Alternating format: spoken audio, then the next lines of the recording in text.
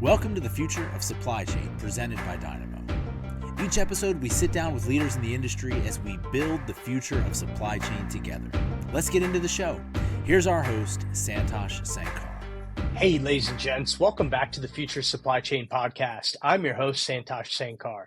Joining me today is Max Garland, senior reporter at the Supply Chain Dive. Welcome, Max. Great to have you. It's great to be here. I'm excited. I'm looking forward to a very interesting discussion. As always, the last few years of supply chain have, of course, been crazy. So, Absolutely. And, Supply Chain Dive is a household name, if I had to guess, for our listeners. But they probably don't know the Max Garland story. So how did you ultimately get in the world of supply chain reporting and, covering the latest and greatest happenings in our world? yeah, so I never had a background in supply chain to begin with. I studied journalism in college, printed online journalism. So, out of college, started as a business reporter at the Charleston Gazette-Mail newspaper in West Virginia. Still has a place in my heart. Still learned a lot there. But after about 2 years, I was ready for my next chapter. So I went and accepted an offer to cover FedEx for the Memphis Commercial Appeal newspaper.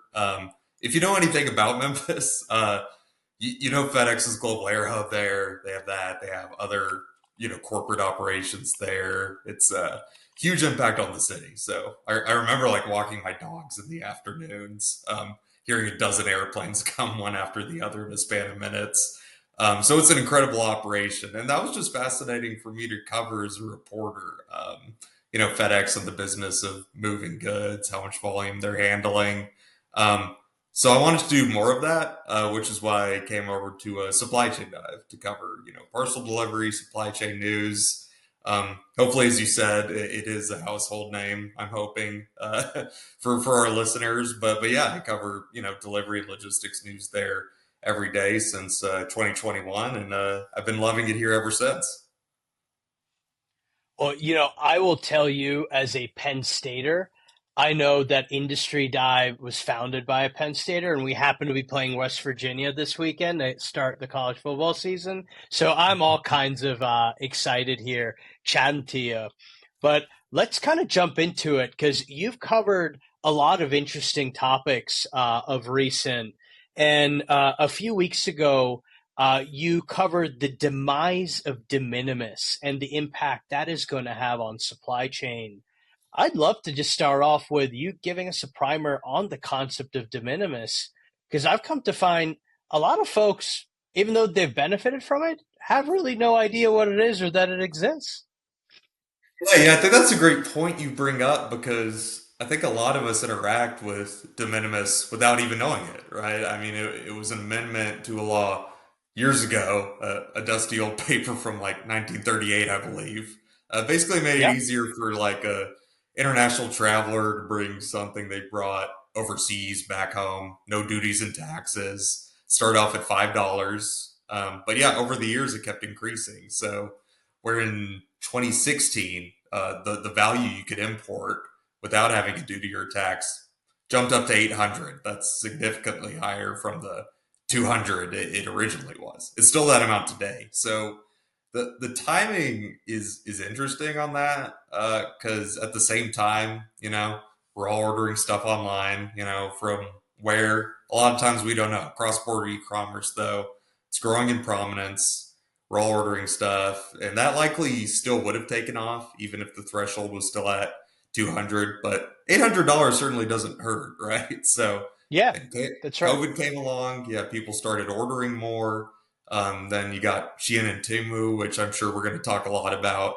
And that, just kind of generated this further surge and, orders under that threshold coming to homes everywhere.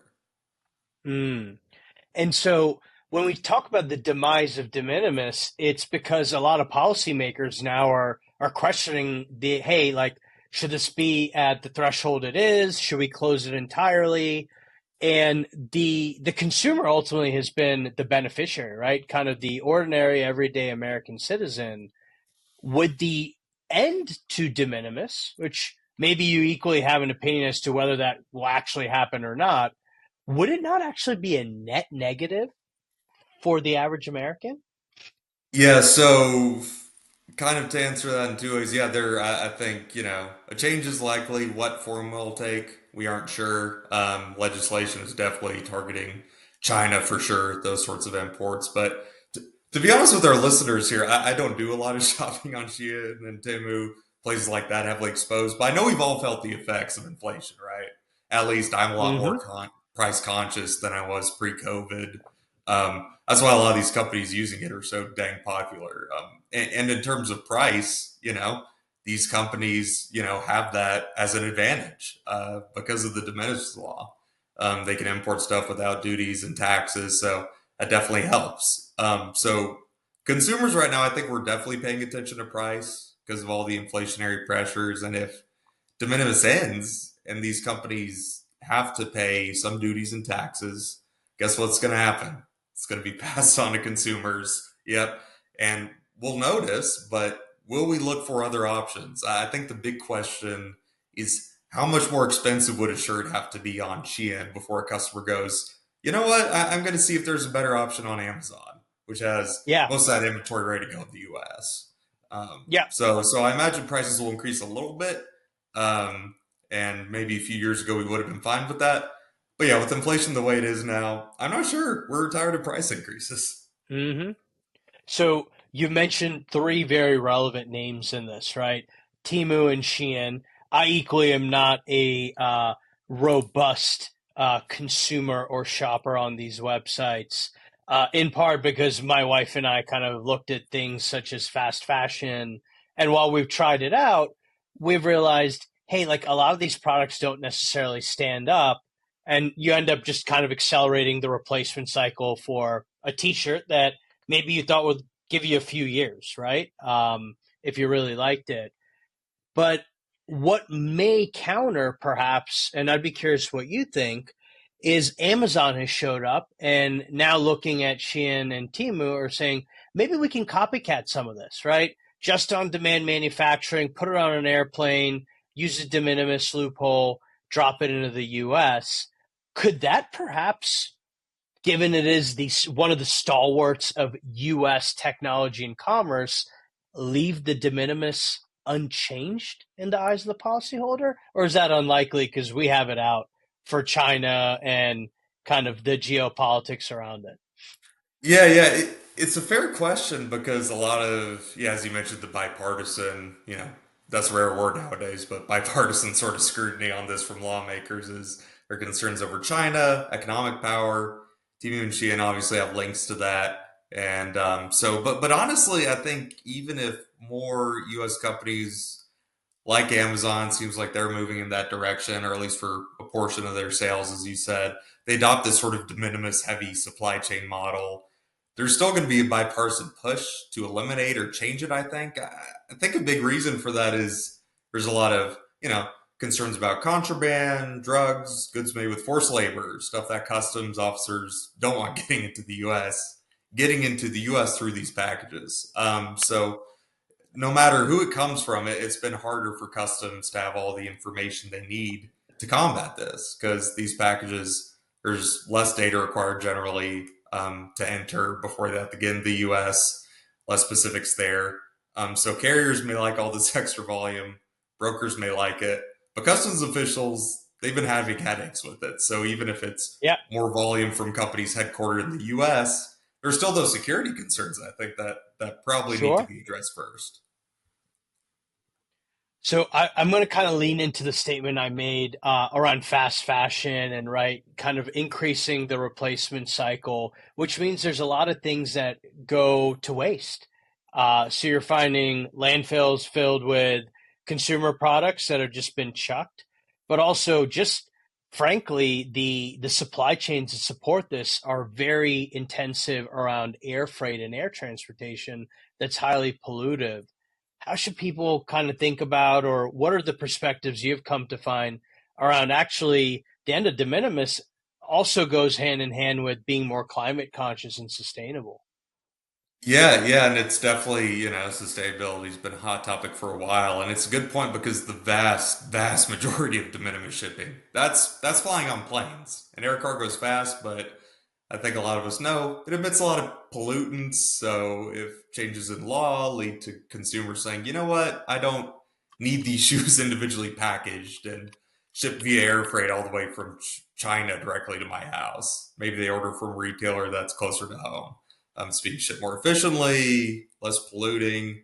Or, maybe crazy concept, a consumer picks it up from the store. We do it old school. But and that sustainability focus, it remains to be seen how much consumers will truly gravitate towards that in the long term. Because I think in general, the cat's out of the bag. I mean, consumers know fast fashion isn't very sustainable, but maybe some of these e-commerce sites can offer up a little credit for consumers choosing slower shipping options. Highlight, hey, Yeah, here's how much you're saving in terms of emissions, right? I mean, that might make me more interested in choosing some of these options. Wouldn't it for you? yeah, yeah. No, we have internally here at Dynamo what we call kind of the rule around practicality, and we've found that we didn't do anything highly scientific, but we post to people around us, hey, when you order something like a piece of clothing, do you really need it next day or 2 day or even 5 day? And more often than not, the answer is no. There's kind of a subset of instances like an event where you're scrambling for the right dress or outfit. But more often than not, when there's a utilitarian value to it, like, hey, I need a new vacuum or I need cleaner or whatever it is, those are actually the things, funny enough, that need to be delivered in a very expedited fashion. And now there are other ways to get it, right? You have Amazon Prime, you have Walmart Plus. Maybe just get up off the couch and you go to the grocery store yourself or the local department store. And so, yeah, I do believe there's actually, in the mind of a consumer, not all things are created equally, and therefore you don't actually need everything to show up as fast as possible. Yeah, yeah, And something to I give believe, them, yeah, a pause. Yeah. yeah, yeah, and I think MIT's done some work on this. I think in Mexico, where they ran an A/B test where they put on the checkout, hey, if you choose a slow option, this is the savings in emissions that are related to choosing a slower option. And people opted for it more often than not. So you might be onto Exactly. something there. Yeah, yeah, but I mean, yeah, and that's the key too. It's making it easier for the consumer. It's pretty straightforward. You don't have to do too much research on your end. It's kind of a low lift thing on the consumer side that, I think could be appealing in this era where, as you said, fast fashion, it has benefits in terms of cost, but there's a bigger sort of global cost involved with it too. Mm-hmm. Mm-hmm. So I'm going to switch gears on you, Max. You've covered the parcel market and kind of the various facets and happenings in it. I'd love to just talk about what's happening in parcel so far this year. And I'm going to start by talking about some more recent news with Pitney Bowes de-emphasizing e-com fulfillment. And they kind of did that in a two-part motion, most recently putting that business into bankruptcy, but prior to that, selling some of those assets to our portfolio company, Stored. How should people react? Like, this is a big deal, not a big deal? What's your take? Yeah, yeah. I think a lot of people familiar with or, inside the consolidator space, those companies taking packages, injecting them into the postal service. Pitney Bowes Global Ecom, they were one of those consolidators. And I think a lot of folks in the industry were anticipating something big to happen with that unit this year. Could be a shutdown, could be a bankruptcy. And that is what happened. That's what they announced earlier this month in August. So I think the issue with them, a lot of it was in a vacuum. The unit just wasn't profitable for Pitney Bowes from the beginning. It was losing millions every year. They couldn't quite figure it out. Part of it was they provided a nice niche in the space. Their rates were notoriously very low, which is nice if you're a shipper.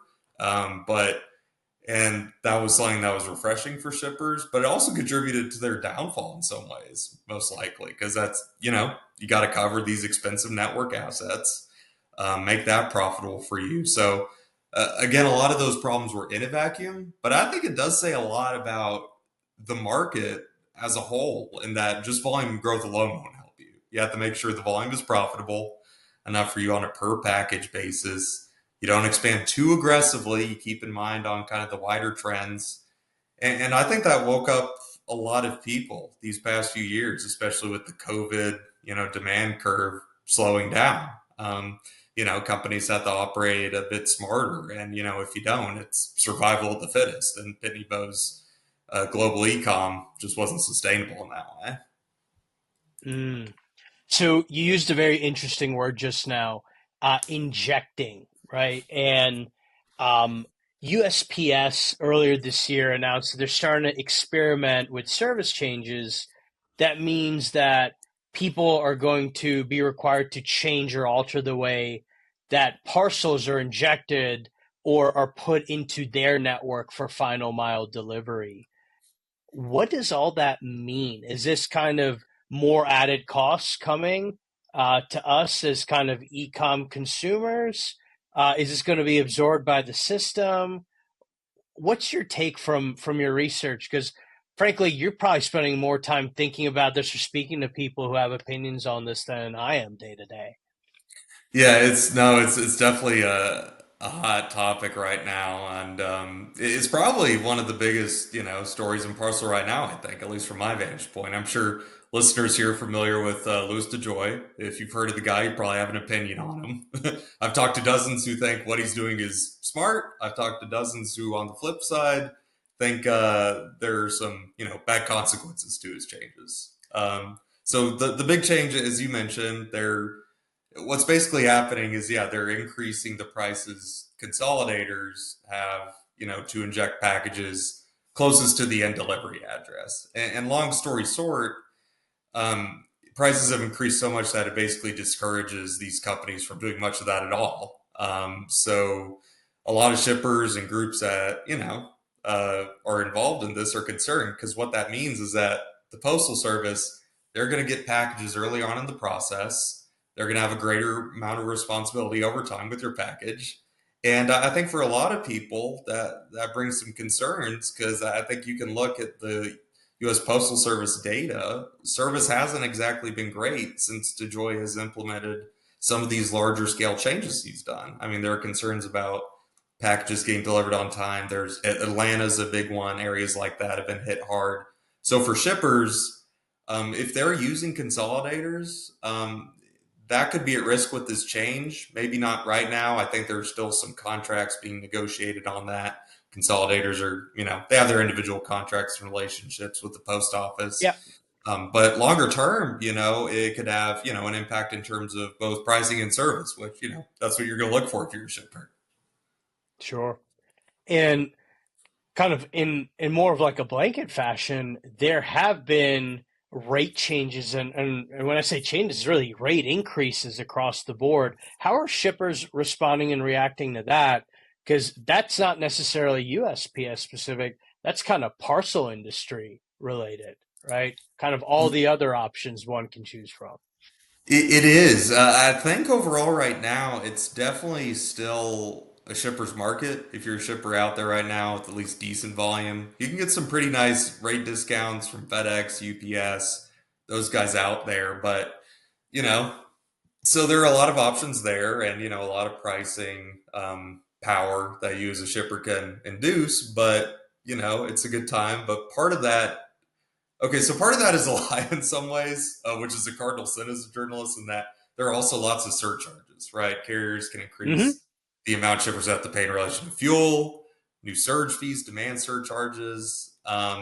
So that's something shippers definitely have to keep in mind. It's kind of a more subtle way that the carriers are doing to, make their packages and their deliveries more profitable. But I also think, shippers are reacting to it in a pretty smart way. I mean, I think we're a lot smarter about the industry than they were pre-COVID. More carriers involved in your mix. You're not just using one of FedEx or UPS. That can limit costs and keep service reliable. There are also better tools out there, right? I mean, there's a lot of multi-carrier Yep. software companies that make it just as easy. A few clicks of the button, and you got a new delivery provider. Boom, like that. So there are headwinds out there with those demand surcharges, as you said. I think that increases a lot of price, but at the same time, I think shippers, need to realize that they do have more sway in this than they realize. And also, yeah, there's just, there are also solutions out there to make your supply chain more efficient to where you don't have to worry Hmm. about, this perhaps as much. Sure. And we've certainly seen an increase in scrutiny around finding ways, generally with software, in order to reconcile, validate your parcel spend. So you're able to kind of get greater transparency and pick up on some of these surcharges that maybe you feel you're facing unfairly. Um, but also kind of ways where you can expand the network. Because I think most people think when we say parcel, UPS, FedEx, maybe DHL and USPS, but there's an entire underbelly to this industry, in part off of the consolidators that you mentioned. Um, so a lot more options, and much easier to the statement you just made. Oftentimes, it's kind of a few clicks. You turn on an integration, and you now have a new provider you can choose from. Absolutely. Yeah, yeah, no, and definitely with that, a lot of these smaller providers, they're growing pretty fast. I mean, you look at someone like OnTrack, they have a big portion of the US they're covering. There are definitely options out there. So, from the software side and the pricing side, it's definitely a benefit. But also, yeah, keep in mind the operation side too, from the warehouses, arranging those pickups, make sure you're prepared for that. So being smart on that, but the upside can be, very appealing, as Hmm. long as those companies are relevant and in your service areas. I think it's a more suited market for shippers than it was a few years ago. I mean, there are just a lot of options out there. So I want to talk about the election. Oh boy. We all know the presidential election is looming, and with it has the possibility to dramatically change and impact the North American and let me say specifically the US supply chain. And kind of digging into it, right? From the work you've done, the beat you're on, what does it mean based on everything you know right now? What does it mean um, if there's now a win and a victory by the Trump administration? What are kind of the ripple effects through the supply chain that maybe one should be aware of or perhaps anticipate? Yeah, yeah. So when Trump first became president, that was a supply chain disruption event in and of itself. I mean, his term, you got the new trade deal with Canada, Mexico, big tariffs on imports, not just from China, but other places. So, that kind of more hands-off approach to trade and free markets that the U.S. historically had, that went away. It definitely became more protectionist in nature. So if we get another Trump term, I think judging by what he said on the campaign trail, unsurprisingly, I think you should expect more of that. His campaign wants to escalate tariffs, hoping it'll wipe away trade deficits, whether you think that matters or not, those sorts of imbalances. But he's also floated possibility of taxes on all imports. Period. China's a big target too. He said he was taxing, I believe, like 60% on everything from China, floating that out there. Who knows if that'll happen? But it's something that folks in the supply chain industry have to take seriously. We saw the changes that happened during the Trump administration, and I think a lot of supply chain managers too are already kind of adjusting for that. I mean, there's one apparel manufacturer I was reading an earnings transcript of them. I believe it's Superior Group of companies. He said one of the executives there said there were some shipping delays since a lot of companies were looking to get their shipments out of Asia in case if Trump got elected, move forward some shipping demand there. Whether Yep. that's just a theory or actually what's happening, I don't know. But to me, it just sums up how with Trump, businesses and supply chains are absolutely paying attention to everything he says, right? Hmm. Absolutely. Now, how does this differ should Vice President Kamala Harris win the bid? Yeah, Harris is Does interesting. it does it really change very much? Maybe it doesn't. Right, it's a good point. I think, yeah, the thing is you have to say, okay, how much different would this be from a Joe Biden administration? And Biden, frankly, wasn't terribly far out from Trump in terms of what he was doing with trade policy. Kept a lot of those tariffs in place, got that That's right. hardline approach on China. Um, But I think there were a lot more domestic focused sort of levers Biden pulled in terms of strengthening semiconductor manufacturing here, that sort of thing. Um, but some nuances that I've seen just on Harris, but we can look back and see that she opposed or even voted against the US, Mexico, and Canada trade agreement because it was too weak when it came to the environment, sustainability. So you could maybe see her enacting supply chain related policies that focus more on, the climate change, sustainability aspect than perhaps the administration is now. But we have to look at sort of details like that to see. Too, I think, prices on consumers with tariffs. I think she's pointed out some of the issues that, Trump tariffs could cause with that. But overall, it's hard to say how much things would change between Biden and Harris, or frankly, even, the Harris administration and Trump, given both of their approaches on China. I think it's going to be fascinating to kind of see this unfold, and subject to whoever does ultimately end up in the White House come Inauguration Day. I agree with your earlier statement. It is going to be impactful to supply chain. The question is it so impactful that it becomes disruptive? And some of this might be wait and see, but clearly there's supply chain officers out there who are not going to gamble on it and are going to make some adjustments ahead of time to ensure they have product on shelves or in warehouses to fulfill. Yeah, well, I remember, kind of back in the day of the Trump administration, I'm sure supply chain managers were very plugged in on Twitter because obviously, a lot of announcements would happen there, or I guess That's what is right. now known as X. But yeah, I mean, that's kind of the reality of it is that it's, at least with Trump, it was very fast moving, stayed on your toes. We'll see if that's the case again after November. But yeah, I think supply chain managers should be prepared for some sort of change, be it from Harris or Trump. So with this, Max, we've covered a lot of ground, a lot of current topics. I'm going to bring us home here doing what I like to call rapid fire. So I'm going to make 3 statements. I want your just immediate 10-second reaction to each statement. You good to go? I think I'm ready. Hit me. Your favorite memory from the summer? Visiting Scotland with my wife. Beautiful country, great Awesome. people. Would highly recommend. The least enjoyable thing you read? I had to do this given you're a journalist. Let's see. This is kind of a nerdy one, but Heretics of Dune. I love the first 4 books in the series. 5th one kind of dragged for me. So any sci-fi Okay. fans out there, let me know. I've heard something similar from one of my college roommates saying it just kind of didn't pan out as he had expected. But he mentioned in part because I guess dad stopped writing and son picked up. Have I understood that correctly? Right, yeah, it kind of ended on a cliffhanger. The series did. So Okay. the son had to wrap up the loose ends, yeah. hmm And finally, the thing you're most looking forward to for the balance of 2024. Oh man, well, my wife and I bought a house today, so I'm looking forward to moving Congrats. in and enjoying life there. We have a little bit of renovation work to do, but overall we're excited. So that's going to take up a lot of my time this year. Awesome.